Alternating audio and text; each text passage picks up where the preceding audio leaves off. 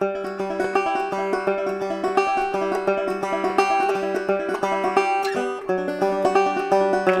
around you. Look around you. Look to your neighbor. These are the people who are digging their hands into the dirt and are going to begin to take the first step. Independence from a corporate industrial food system. Take the first step toward a community-based regional food system that focuses on the value of our bodies, the health of our bodies, the health of the planet, the health of the soil, and respects the farmers and the food for the precious gift that it is. I was concerned about the environmental impact of our food system. The food is shipped thousands of miles to reach us.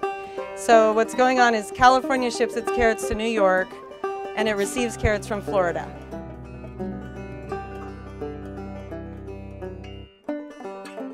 Not treating people when they're sick, but investing in their health. That's what, to me, this whole movement is about. That's what Willow and others were referring to as it relates to the choices we make and making decisions on the basis of equity.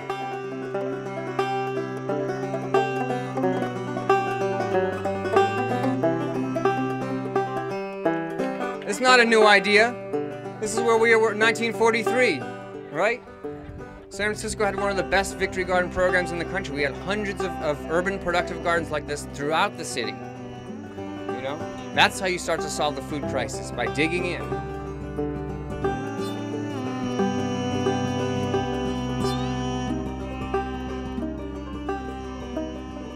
My parents had a victory garden. And so I was picking strawberries out there, and I was dressed as the queen of the garden when I was 4 years old, and I think it had some effect. However, I'm a picker. I'm not a gardener, and that's why I treasure all of those people who are working the land and taking care of it. The public health sector is overloaded with diabetes, alcoholism, drug addiction, asthma. These are all nutrition-related diseases. It's one thing if you're living right next door to the Ferry Building, where you have ease of choice.